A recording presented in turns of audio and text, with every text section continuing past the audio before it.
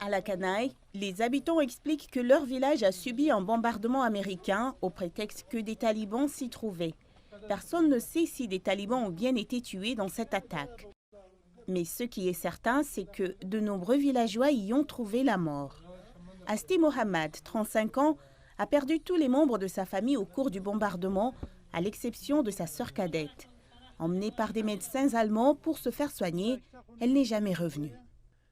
Il était à peu près 3 heures du matin, l'avion est arrivé et a projeté de la lumière sur nos maisons. Ensuite, d'autres avions ont commencé à larguer des bombes et personne n'a pu bouger. 10 membres de ma famille, dont mes parents, mes grands-parents, mes sœurs, mes frères et mes oncles, ont été tués. Asti Mohamed fait encore des cauchemars de cette nuit de terreur. Il explique qu'il n'avait plus aucune nouvelle de sa sœur survivante jusqu'à il y a 6 mois lorsqu'il a fini par recevoir un message dans lequel elle lui raconte avoir perdu ses 2 jambes et qu'elle vit en Allemagne depuis toutes ces années. Hadji Hawid, 80 ans, lui indique que sa famille vivait de l'autre côté du village. Certains d'entre eux ont pu s'échapper. La famille de son frère n'a pas eu cette chance.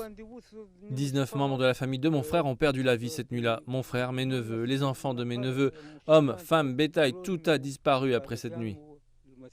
Hadji Wahid raconte qu'il s'est précipité chez son frère pour essayer de sauver ses proches. Malheureusement, il n'a pu que retirer leurs cadavres hors des ruines. Mohamed Ibrahim, 60 ans, lui dit qu'il souffre d'une perte auditive depuis l'attaque. Au matin, des Américains sont venus. Le champ était jonché de cadavres d'hommes et de femmes. Les soldats nous ont dit qu'ils n'emmèneraient que 2 ou 3 blessés à l'aéroport pour se faire soigner à cause de ces bombes et de ces incendies. Je n'entends plus très bien. Si Hadji Rahmatullah explique que ses blessures ont guéri avec le temps, les cicatrices qu'il porte désormais sur son bras, sa jambe et son cœur sont toujours bien présentes. 3 membres de ma famille, mon père et mes 2 frères, ont été tués dans l'attaque. J'ai moi-même été blessé. Comme vous pouvez le voir, vous pouvez voir toutes les cicatrices, même après ma guérison. C'est ici que la frappe aérienne a eu lieu il y a 17 ans.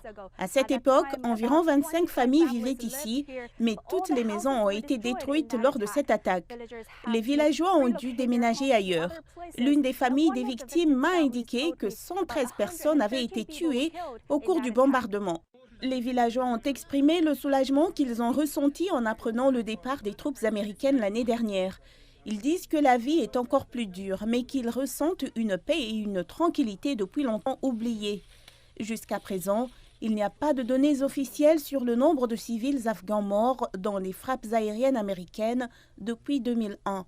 Mais en 2017, les États-Unis ont assoupli leurs règles d'engagement pour les frappes aériennes dans le pays, entraînant une augmentation massive du nombre de victimes civiles.